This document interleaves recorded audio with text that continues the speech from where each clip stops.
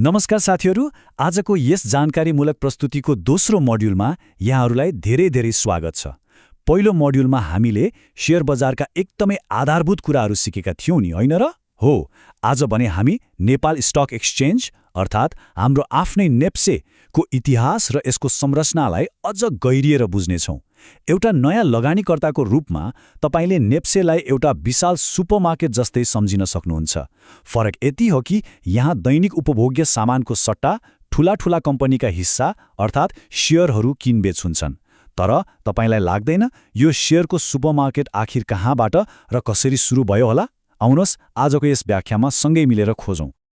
अब यहाँहरूले पक्कै पनि सोच्नु भएको होला, विश्वका अन्य ठूला बजारहरू जस्तै भारत वा अमेरिकाको तुलनामा हाम्रो नेपालमा शेयर बजार किन यति धेरै ढिलो स्थापना भयो त?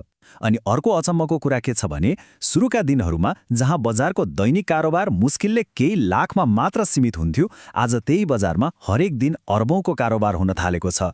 साँच्चै नै केही लाखबाट अर्बौंसम्मको यो ऐतिहासिक र आर्थिक छलाङ कसरी सम्भव भयो त? यो बुझ्न एकदमै जरुरी छ।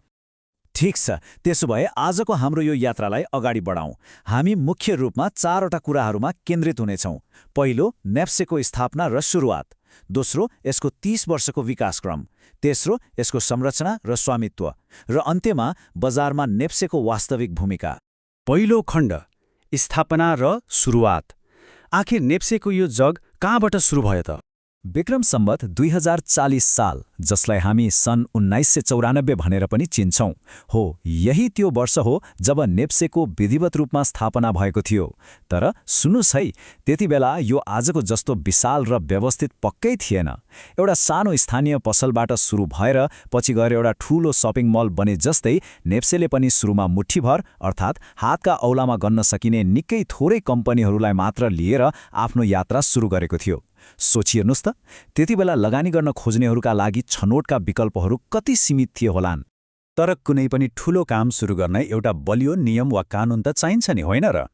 हो, धितोपत्र कारोबार तथा व्यवस्थापन ऐन 2040ले नै नेपालमा आधिकारिक शेयर बजारको ढोका खोलिदिएको थियो। यही ऐन नै त्यो प्रमुख कानूनी जग थियो जसले गर्दा आम सर्वसाधारणले पनि एकदमै कानूनी र सुरक्षित बाटो हुँदै शेयर बजारसम्म पुग्ने अवसर पाए। अब अगाडि बढाउँ र हेरौँ खण्ड 2, यो बजारले पार गरेको 30 वर्षको रोमाञ्चक विकासक्रम।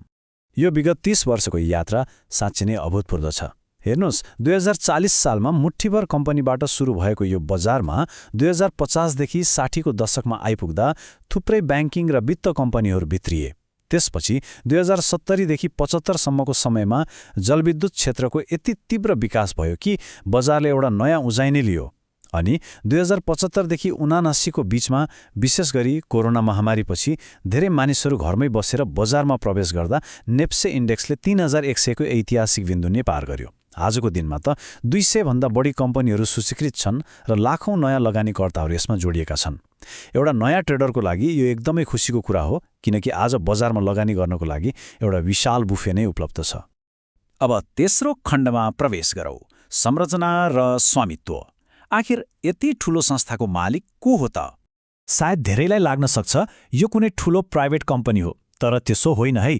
नेप्से एउटा सार्वजनिक संस्था हो र सबैभन्दा रोचक कुरा, यसको प्रमुख शेयरधनी वा मुख्य मालिक भनेकै नेपाल सरकार हो। त्यति मात्र कहाँ हो र, नेपाल राष्ट्र ब्याङ्कले पनि यसमा कडा नियमनकारी भूमिका खेल्छ।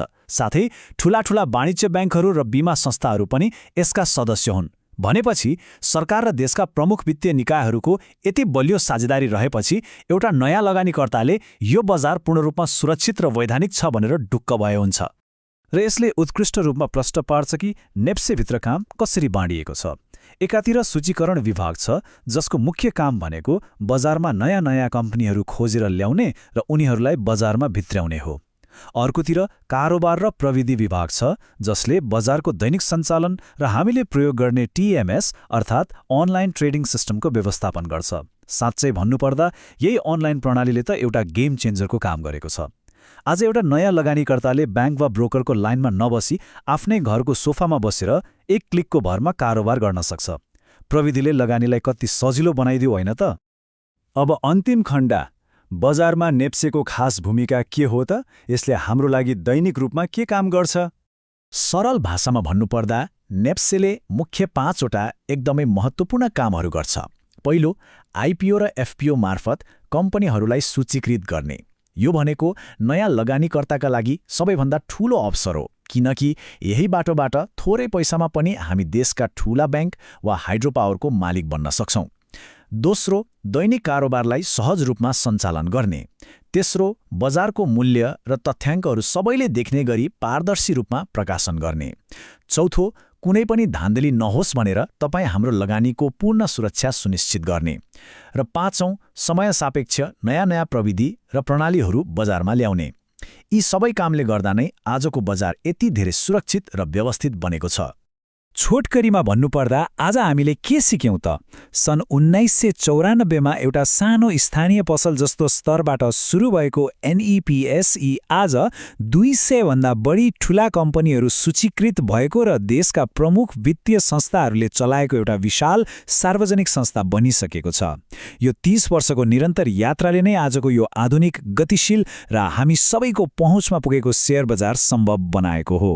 बजारको यति राम्रो इतिहास र संरचना बुझिसकेपछि अब पक्कै पनि तपाईहरूलाई यसको प्राविधिक पक्षहरू, जस्तै बजार कति बजे खुल्छ र कति बजे बन्द हुन्छ भन्ने कुरा जान्ने उत्सुकता बढेको होला। त्यसैले अर्को मोड्युलमा हामी नेप्सेको कारोबार समय, सार्वजनिक विधाहरू र बजार क्यालेन्डरको बारेमा एकदमै विस्तृत रूपमा चर्चा गर्नेछौँ। यो हरेक नयाँ लगानीकर्ताले जान्नै पर्ने कुरा हो।